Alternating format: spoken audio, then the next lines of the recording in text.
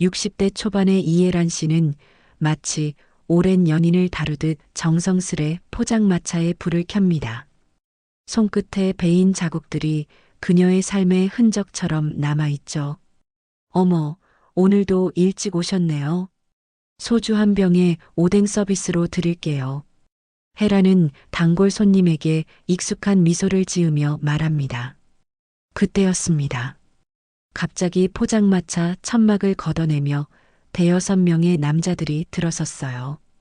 분위기가 순식간에 얼어붙었죠. 이 동네 장사꾼들이 다 인사하는데 여기만 인사를 안 하네.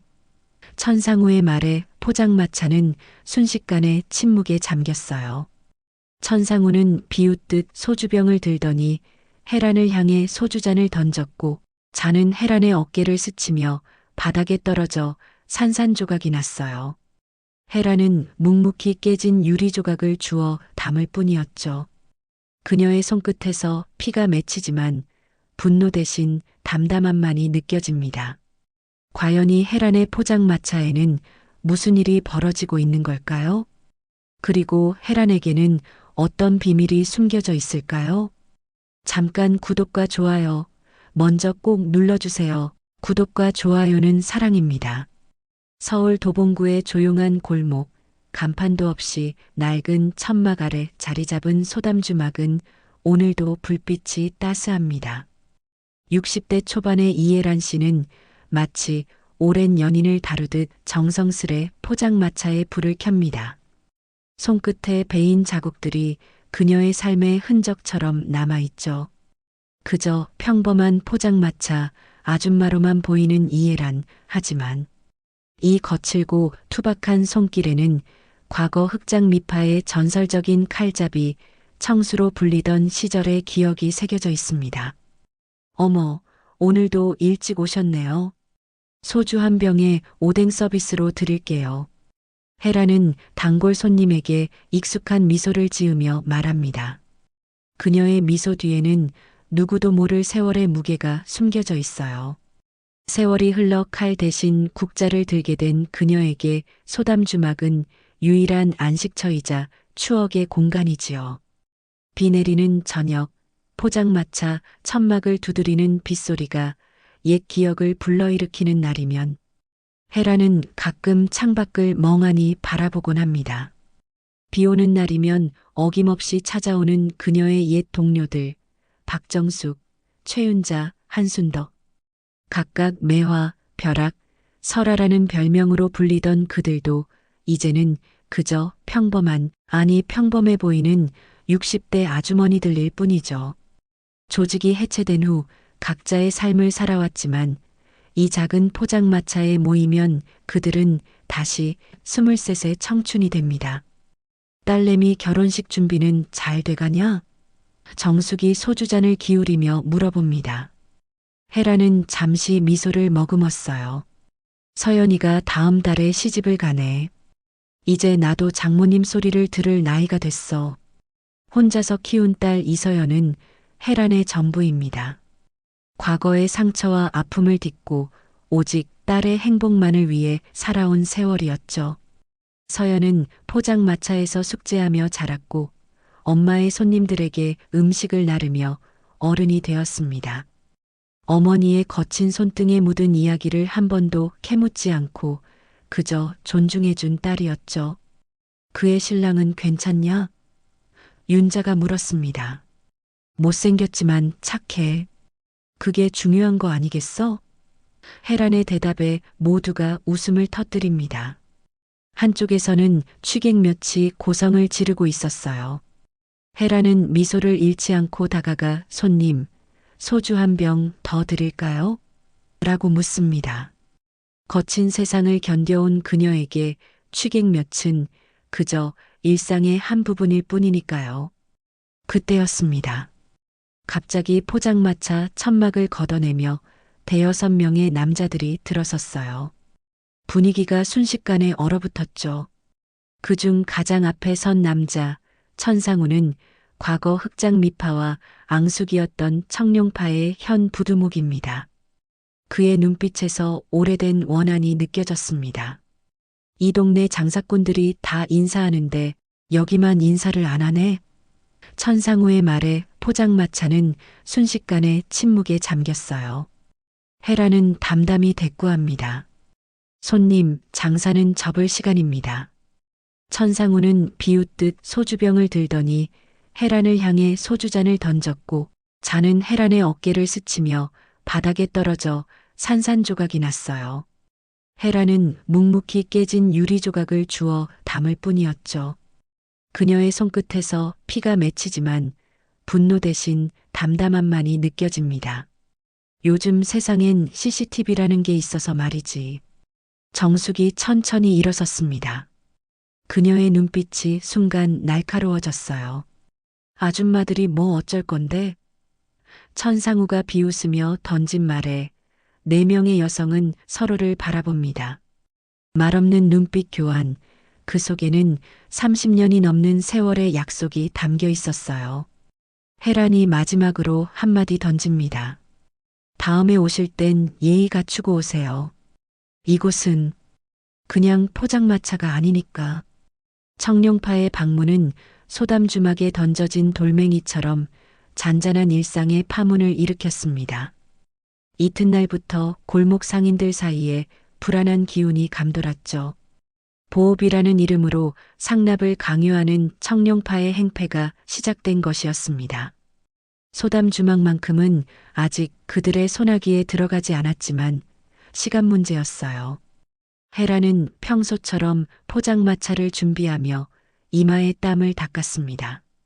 오늘따라 칼로 오뎅을 자르는 손길이 예전의 그 감각을 떠올리게 했어요. 25, 그녀가 청수라 불릴 때의 손놀림은 아무도 따라갈 수 없었죠.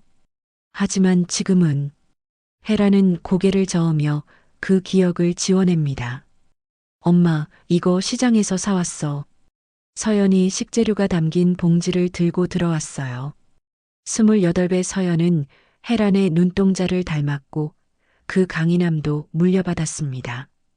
헤란은 딸을 바라보며 가슴 한편이 아려왔죠. 결혼식 준비는 잘 돼가니? 응, 근데 엄마. 어제 무슨 일 있었어? 옆 가게 아저씨가 조심하라고 하던데. 서연의 목소리에 걱정이 묻어났습니다. 헤라는 대답 대신 야채를 썰기 시작했어요. 별거 아니야. 취객들이 좀 소란 피웠을 뿐이야. 그때 정숙과 윤자, 순떡이 함께 포장마차로 들어왔습니다. 평소와 달리 세 사람의 표정이 심상치 않았죠. 헤라나, 청룡파가 이 동네 상권을 다 장악하려고 해. 예전에 우리가 지켰던 그 유통망을 노리고 있어. 정숙이 작은 목소리로 말했어요. 윤자가 덧붙였습니다.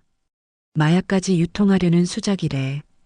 과거의 앙숙이 이렇게 다시 만날 줄이야. 헤라는 한숨을 내쉬었죠. 그래서 어쩌자고? 우리가 뭘 어떻게 한다는 거야? 정숙이 헤란의 손을 꼭 잡았습니다. 예전처럼 우리 손 한번 써야겠지? 순덕도 고개를 끄덕였어요. 흑장미파의 이름으로는 아니더라도 우리 동네는 우리가 지켜야지. 헤라는 고개를 절레절레 흔들었습니다. 지금은 그런 시대 아니야. 우리도 나이 들었어. 이젠 조용히 살자고. 하지만 마음 한편으로는 불안감이 커지고 있었어요. 서연의 결혼을 앞둔 이 시점에 과거의 그림자가 드리워진다는 것, 이건 단순한 우연이 아닌 것 같았습니다. 해가 저물고 소담주막은 손님들로 북적였죠. 서연은 엄마를 돕다 잠시 자리를 비웠고 헤라는 혼자서 주문을 받느라 분주했습니다. 문득 고개를 들어보니 천상우와 그의 부하들이 다시 찾아왔어요. 이번엔 더 많은 인원이 그를 따라 들어온 게 보였죠. 어제 말했던 거 생각해 봤어요? 천상우가 비웃음을 띠며 말했습니다. 헤라는 침착하게 대답했어요. 장사하는 사람이 무슨 생각을 해요? 손님 받고 음식 내는 것밖에. 이 동네 장사꾼들은 다 우리한테 성의 표시를 하던데 보업이라고 생각하면 됩니다. 한 달에 300만 원, 싸게 해드리는 거예요. 천상우의 말에 주변 손님들이 불안한 기색으로 자리를 뜨기 시작했습니다. 헤라는 웃음기 없는 표정으로 말했죠. 죄송합니다만 저는 그런 돈 없어요. 천상우의 눈빛이 날카로워졌습니다. 이예란 씨, 아니 청수. 과거에는 꽤 화려하게 살았다던데 흑장미파의 칼잡이라는 소문이 맞나요? 헤란의 표정이 순간 굳어졌어요. 그녀가 그 이름으로 불린 건 20년도 더 된 일이었습니다. 서연도 모르는 철저히 묻어두었던 과거였죠. 손님, 술이 과하신 것 같네요. 오늘은 여기까지만 하시죠. 헤란이 담담하게 말했습니다. 천상우는 갑자기 테이블을 엎어버렸어요. 음식과 술병이 바닥에 나뒹굴고 유리 파편이 사방으로 튀었습니다. 내일까지 생각해 보세요. 아니면 말 안 들으면 어떻게 되는지 옛날 일 기억나실 텐데. 그들이 떠난 후 헤라는 깨진 잔과 엎질러진 음식을 묵묵히 치우기 시작했죠. 그때 정숙과 윤자, 순덕이 돌아와 헤란을 도와주었습니다. 헤란아, 이대로 당할 순 없어. 정숙의 목소리에 결연함이 묻어났어요.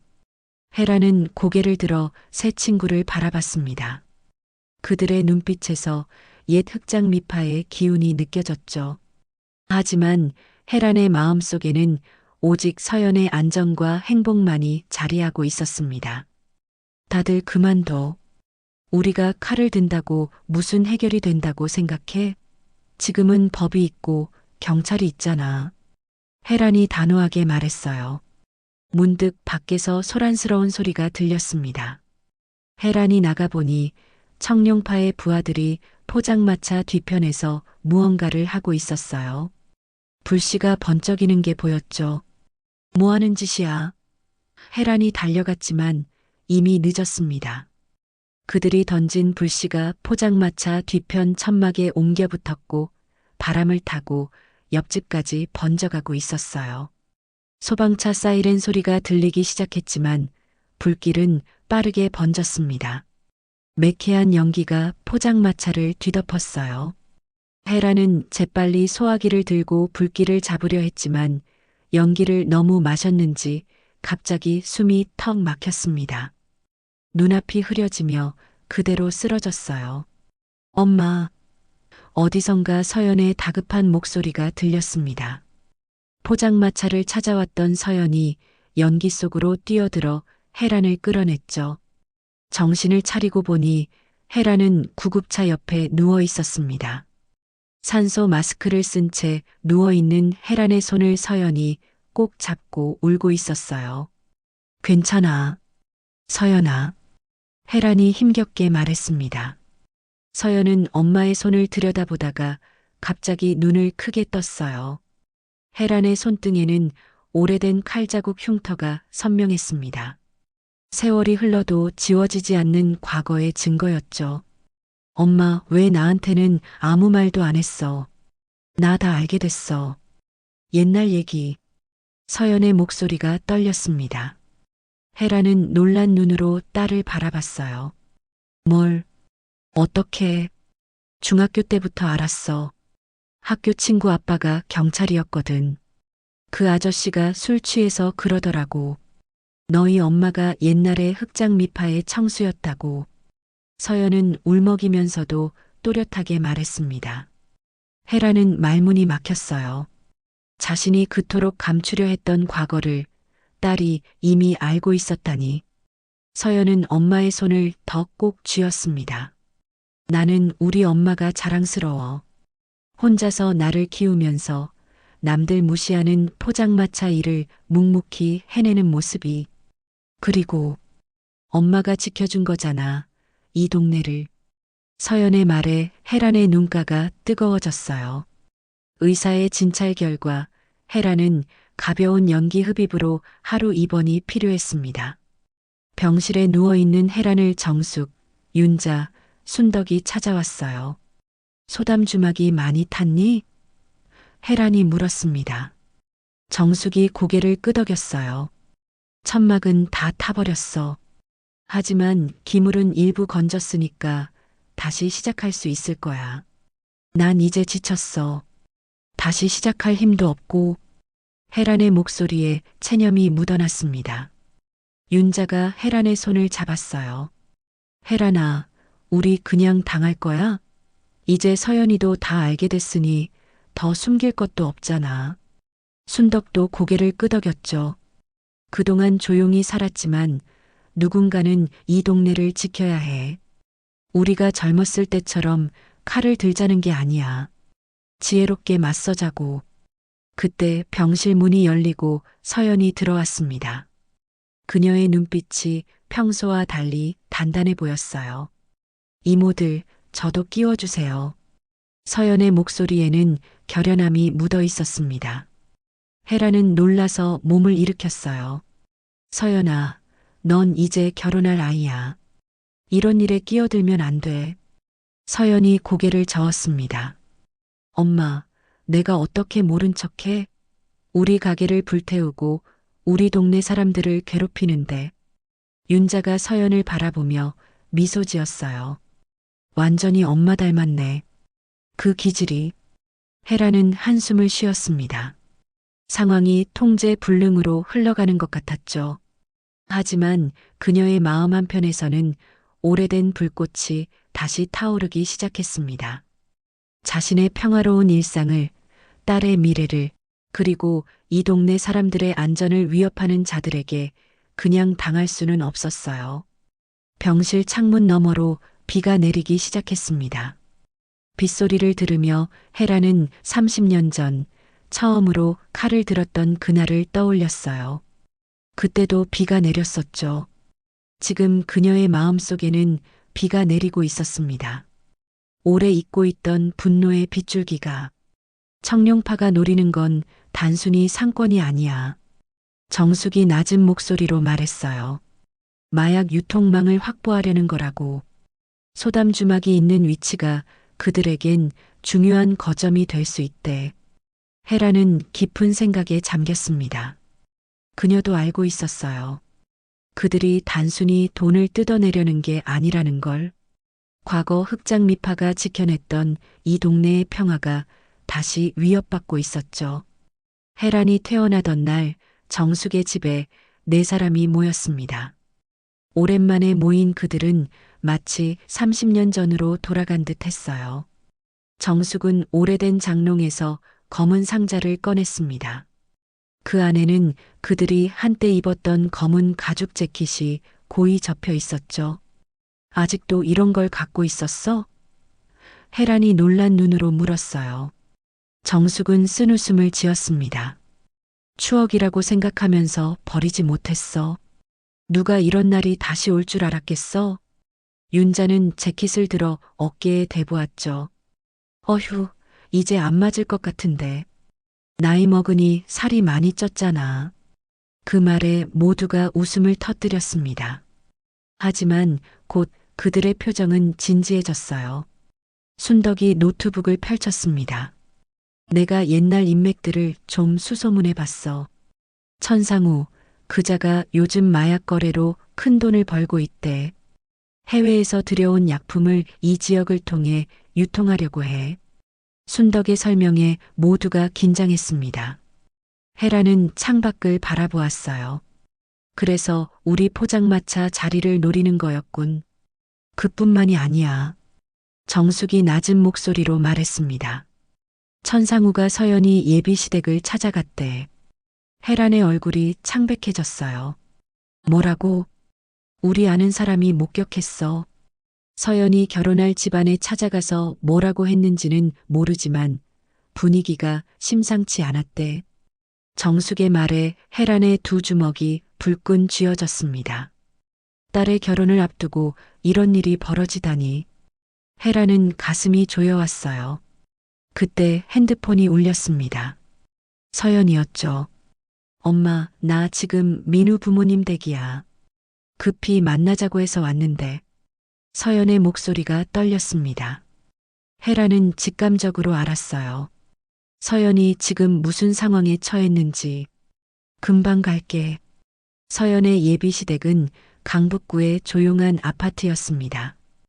혜란이 도착했을 때 거실에는 무거운 침묵이 감돌고 있었어요. 서연은 고개를 숙인 채 앉아 있었고 민우와 그의 부모님은 불편한 표정이었습니다. 이해란 씨군요. 민우의 아버지가 무거운 목소리로 말했어요. 오늘 어떤 분이 찾아와서 말하더군요. 당신이 과거에 칼잡이였다고요? 혜란은 숨을 깊게 들이마셨습니다. 이런 날이 올 줄 알았지만 딸의 결혼을 앞두고 벌어질 줄은 몰랐죠. 서연이 갑자기 고개를 들었어요. 저는 우리 엄마를 존경합니다. 어떤 과거든 그건 우리 가족의 일입니다. 서연의 목소리에는 흔들림이 없었죠. 민우가 서연의 손을 잡았습니다. 저도 서연이 말에 동의해요. 과거가 뭐가 중요한가요? 지금의 어머님은 딸을 위해 헌신하신 분이잖아요. 혜란의 눈가가 뜨거워졌어요. 민우의 어머니가 갑자기 일어나 혜란의 손을 잡았습니다. 우리도 젊을 때 별별 일 다 겪으면서 살았어요. 삶이 그런 거지. 중요한 건 지금 우리 아이들이 행복하게 사는 거예요. 민우 어머니의 말에 혜란은 고개를 숙였습니다. 예상치 못한 상황 전개에 혜란은 말문이 막혔어요. 오히려 딸과 예비 사위, 그리고 시부모가 자신을 이해하고 지지해주다니. 그 순간 혜란은 마음속 깊은 곳에서 결심을 굳혔습니다. 더 이상 물러설 수 없었어요. 집으로 돌아가는 길, 혜란은 서연에게 물었습니다. 정말 괜찮니? 엄마 때문에 힘들 텐데. 서연이 혜란의 팔을 꼭 잡았어요. 엄마, 나 이제 다 컸어. 철없는 애 아니야. 엄마가 얼마나 대단한 사람인지 나는 알아. 혜란은 복잡한 심정으로 집에 돌아왔습니다. 정숙에게 전화가 왔어요. 혜란아, 천상우가 내일 밤 소담주막터를 완전히 차지하겠다고 벼르고 있대. 동네 상인들을 다 불러 모아서 겁을 주려는 모양이야. 혜란은 창밖을 바라보며 깊은 숨을 내쉬었습니다. 알았어. 준비하자. 그날 밤 60이 넘은 내 여인이 오랜만에 그 옷을 꺼내 입었어요. 검은 가죽 재킷 위에 비가 올 것을 대비한 검은 우비까지. 그들의 눈빛은 30년 전과 달라진 게 없었습니다. 다만 이번엔 칼 대신 다른 무기를 준비했죠. 우리 이제 늙어서 몸싸움은 못해. 정숙이 말했어요. 윤자가 씩 웃었습니다. 그래도 머리는 더 좋아졌잖아. 경험이란 게 있지. 순덕은 작은 녹음기를 꺼냈어요. 이거면 충분해. 증거만 확실히 잡으면 돼. 혜란은 창밖에 내리는 비를 바라보았습니다. 오늘 밤이 모든 것을 결정할 거예요. 딸의 미래를, 그리고 자신의 평화를. 이튿날 저녁 소담주막터는 텅 비어 있었습니다. 불에 탄 천막의 흔적만이 남아 있었죠. 하지만 그 주변으로 동네 상인들이 하나둘 모여들기 시작했어요. 천상우가 불러 모은 겁니다. 그는 자신의 부하들을 이끌고 나타났습니다. 오늘부터 이 자리는 우리 청룡파의 것입니다. 다들 알아두세요. 천상우의 목소리에는 승리의 기세가 가득했어요. 상인들은 두려움에 떨며 서로를 바라볼 뿐이었습니다. 그들 중 일부는 이미 청룡파에 보호비를 내고 있었기에 반발할 수도 없는 상황이었죠. 이 자리가 얼마나 중요한지 아십니까? 여기서부터 시작해서 우리는 이 동네 전체를 새롭게 만들 겁니다. 천상우가 허세 가득한 목소리로 외쳤어요. 그때였습니다. 빗소리를 뚫고 4명의 여인이 걸어왔어요. 검은 우비를 입은 그들의 모습은 어둠 속에서도 선명했습니다. 혜란, 정숙, 윤자, 순덕. 30년 전 흑장미파의 전설적인 멤버들이 다시 모인 것이었죠.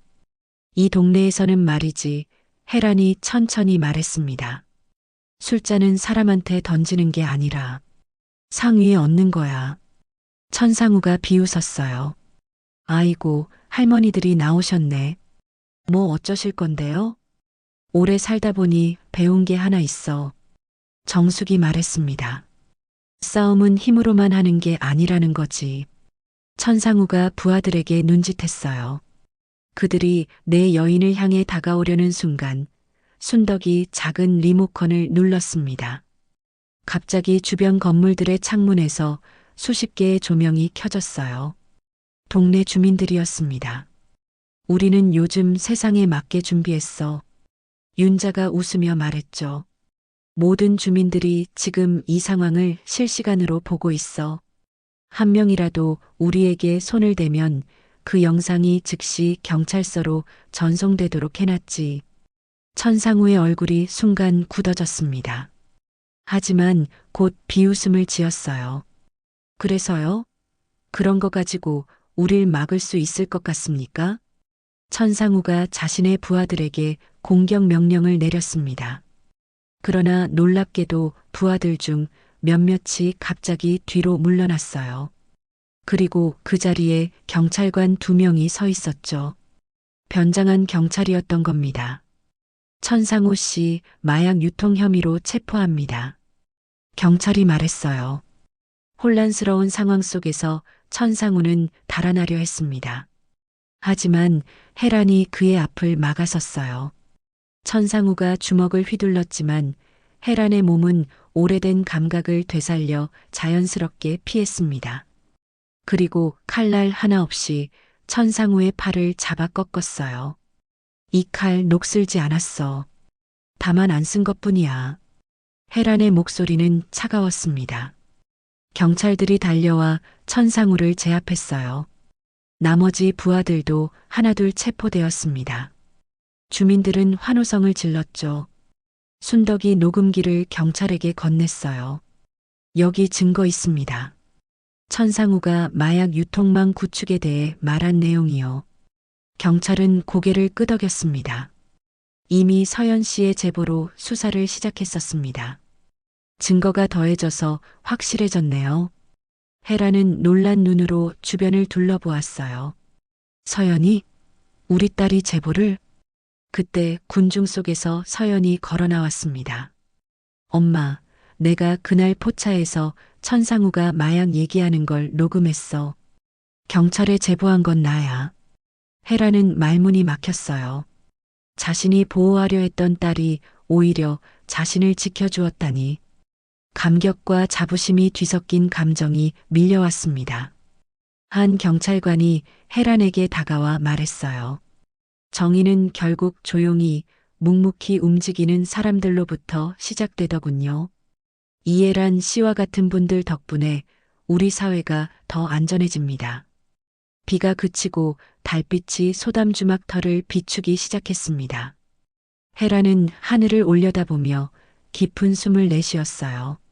30년 동안 묻어두었던 청수의 이름이 이제야 비로소 자신의 진짜 이름처럼 편안하게 느껴졌습니다. 동네 사람들이 혜란과 그녀의 친구들에게 다가와 감사 인사를 전했어요. 오랫동안 그들은 몰랐지만 이 네 여인이 동네를 지켜온 수호신이었다는 사실을.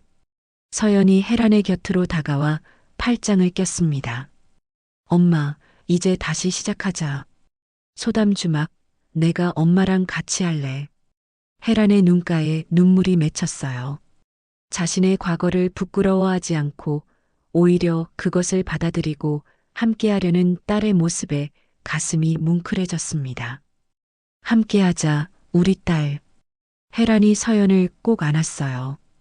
그날 밤 오랜만에 네 여인은 정숙의 집에 모여 소주 한 잔을 기울였습니다. 그들의 얼굴에는 편안한 미소가 번졌죠. 드디어 진정한 평화를 찾은 듯 했습니다.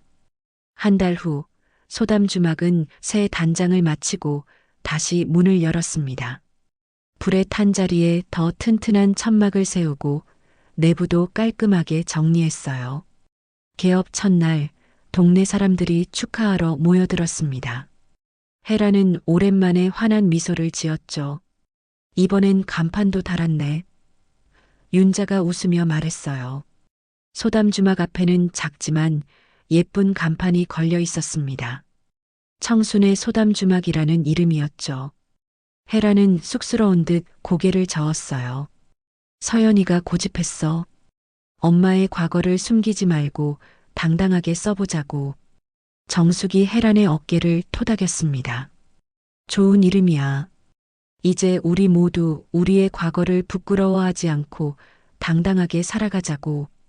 서연은 앞치마를 두르고 분주히 오가며 손님들을 맞이했어요. 그녀 곁에는 예비 신랑 민우도 함께 일손을 돕고 있었습니다. 다음 주면 그들의 결혼식이 있었죠. 우리 딸이 이제 정말 장가간다. 헤라는 행복한 눈으로 서연을 바라봤어요. 순덕이 웃었습니다. 그러게. 우리가 처음 만났을 때는 23이었는데 어느새 딸의 결혼을 준비하는 나이가 됐네. 네 사람은 조용히 소주잔을 부딪혔어요. 30년이 넘는 세월, 그들은 함께 웃고 울고 싸우며 여기까지 왔습니다. 흑장 미파라는 이름으로 시작했지만 이제는 그저 평범한 60대 여인들로서 또 다른 인생을 살고 있었죠. 포장마차는 금세 손님들로 북적였어요. 서연이 음식을 나르며 헤란에게 속삭였습니다. 엄마, 저기 구석에 앉은 분이 경찰서장이래. 특별히 인사하러 오셨대. 헤란은 고개를 들어 그쪽을 바라봤어요. 중년의 남자가 공손하게 고개를 숙여 인사했습니다. 헤란도 가볍게 고개를 숙여 답례했죠. 청룡파 사건 이후로 이 동네 범죄율이 확 줄었다더라. 정숙이 말했어요. 우리가 한 번 더 이 동네를 구한 셈이네. 윤자가 껄껄 웃었습니다. 우리는 그저 포장마차 아줌마일 뿐이야. 누가 우리를 영웅으로 보겠어?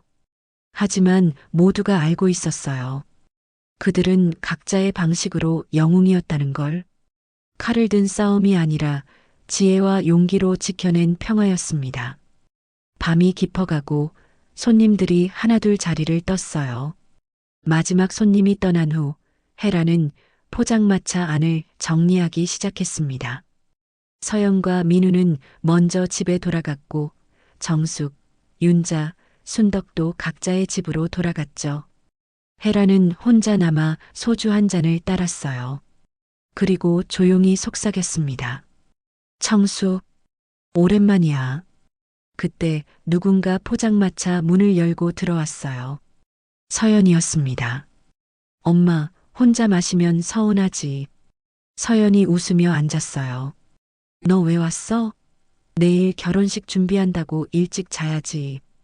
헤란이 타박했지만 기쁜 마음이 느껴졌습니다.